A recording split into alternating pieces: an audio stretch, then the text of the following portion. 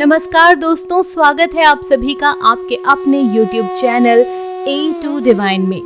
Videos की इस कड़ी में आज हम आपके लिए लेकर आए हैं अलौकिक निधिवन से संबंधित रहस्य के बारे में जानकारी। यहाँ आज भी राधा संग रास रचाते हैं कृष्ण, जो भी देखता है कहते हैं हो जाता है पागल। दोस्तों, भारत में कई ऐसी जगह हैं जो अपने दामन में कई रहस्यों को समेटे हुए हैं। ऐसी ही एक जगह है वृंदावन स्थित निधिवन, जिसके बारे में मान्यता है कि यहाँ आज भी हर रात कृष्ण गोपियों संग रास रचाते हैं। यही कारण है कि सुबह खुलने वाले निधिवन को संध्या आरती के पश्चात बंद कर दिया जाता है। उसके बाद वहाँ कोई नहीं रहता है। यहाँ तक कि निधिवन में दिन में रहने वाले पशु पक्षी भी संध्या होते ही निधिवन को छोड़कर चले जाते हैं। वैसे तो शाम होते ही निधिवन बंद हो जाता है और सब लोग यहाँ से चले जाते हैं, लेकिन फिर भी यदि कोई छुपकर रासलीला देखने की कोशिश करता है तो पागल हो जाता है। ऐसा ही एक वाकया करीब 10 वर्ष पूर्व हुआ था, जब जयपुर से आया एक कृष्ण भक्त रासलीला देखने के लिए निधिवन में छुपकर बैठ गया। जब सुबह निधिवन के गेट खुले तो वह बेहोश अवस्था में मिला। उसका मानसिक संतुलन बिगड़ चुका था। ऐसे अनेकों किस्से यहाँ के लोग बताते हैं। ऐसे ही एक अन्य व्यक्ति थे पागल बाबा, जिनकी समाधि भी निधिवन में बनी हुई है। उनके बारे में भी यह कहा जाता है कि उन्होंने भी एक बार निधिवन में छुपकर रासलीला देखने की कोशिश की थी, जिससे वे पागल हो गए। दोस्तों, निधिवन के अंदर ही है रंग महल, जिसके बारे में मान्यता है कि रोज रात यहाँ पर राधा और कन्हैया आते हैं। रंग महल में राधा और कन्हैया के लिए रखे गए चंदन की पलंग को शाम 7 बजे के पहले सजा दिया जाता है। पलंग के बगल में 1 लोटा पानी, राधा जी के श्रृंगार का सामान और दातून संग पान रखा जाता है। सुबह 5 बजे जब रंग महल का पट खुलता है तो बिस्तर अस्त व्यस्त, लोटे का पानी खाली, दातून कुची हुई और पान खाया हुआ मिलता है। रंग महल में भक्त केवल श्रृंगार का सामान ही चढ़ाते हैं और प्रसाद स्वरूप उन्हें भी श्रृंगार का सामान मिलता है।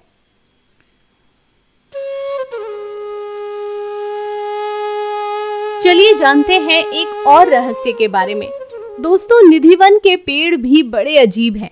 जहां हर पेड़ की शाखाएं ऊपर की ओर बढ़ती हैं, वहीं निधिवन के पेड़ों की शाखाएं नीचे की ओर बढ़ती हैं। हालात यह है कि रास्ता बनाने के लिए इन पेड़ों को डंडों के सहारे रोका गया है। निधिवन की एक अन्य खासियत यहाँ के तुलसी के पेड़ हैं। निधिवन में तुलसी का हर पेड़ जोड़े में है। इसके पीछे यह मान्यता है कि जब राधा संग कृष्ण वन में रास रचाते हैं, तब यही जोड़ेदार पेड़ गोपियां बन जाते हैं। जैसे ही सुबह होती है तो सब फिर तुलसी के पेड़ में बदल जाती हैं। साथ ही एक मान्यता यह भी है कि इस वन में लगे जोड़े की वन तुलसी की कोई भी एक डंडी नहीं ले जा सकता है। लोग बताते हैं कि जो लोग भी ले गए वो किसी न किसी आपदा का शिकार हो गए, इसलिए कोई भी इन्हें नहीं छूता। निधिवन के आसपास जो भी मकान बने हैं, उनमें खिड़कियां भी नहीं हैं। यहाँ के निवासी बताते हैं कि शाम 7 बजे के बाद कोई इस वन की तरफ नहीं देखता। जिन लोगों ने देखने का प्रयास किया या तो अंधे हो गए या फिर उनके ऊपर दैवी आपदा आ गई। जिन मकानों में खिड़कियां हैं भी, उनके घर के लोग शाम 7 बजे मंदिर की आरती का घंटा बजते ही बंद कर लेते हैं। दोस्तों, निधिवन में बंसी चोर राधा रानी का भी मंदिर है। चलिए आपको बताते हैं कि राधा रानी को आखिर बंसी चोर क्यों कहा जाता है। दोस्तों, यहाँ के महंत बताते हैं कि जब राधा जी को लगने लगा कि कन्हैया हर समय बंसी ही बजाते रहते हैं, उनकी तरफ ध्यान नहीं देते, तो उन्होंने उनकी बंसी चुरा ली थी। शायद इसीलिए राधा जी को बंसी चोर कहा जाता है। इस मंदिर में कृष्ण जी की सबसे प्रिय गोपी ललिता जी की भी मूर्ति राधा जी के साथ है। निधिवन में स्थित विशाखा कुंड के बारे में कहा जाता है कि जब भगवान श्री कृष्ण सखियों के साथ रास रचा रहे थे, तभी एक सखी विशाखा को प्यास लगी। कोई व्यवस्था न देख कृष्ण ने अपनी बंसी से इस कुंड की खुदाई कर दी, जिसमें से निकले पानी को पीकर विशाखा सखी ने अपनी प्यास बुझाई। इसीलिए तब से इस कुंड का नाम विशाखा कुंड पड़ गया। विशाखा कुंड के साथ ही ठाकुर बिहारी जी महाराज का प्राकट्य स्थल भी है। कहा जाता है कि संगीत सम्राट के जनक स्वामी हरिदास जी महाराज अपने स्वरचित पदों का वीणा के माध्यम से मधुर गायन करते थे, जिसमें स्वामी जी इस प्रकार तन्मय हो जाते कि उन्हें तन मन की सुध नहीं रहती थी। बांके बिहारी जी ने उनकी भक्ति संगीत से प्रसन्न होकर उन्हें एक दिन स्वप्न दिया और बताया कि मैं तुम्हारी साधना स्थली में ही विशाखा कुंड के समीप जमीन में छिपा हुआ हूँ।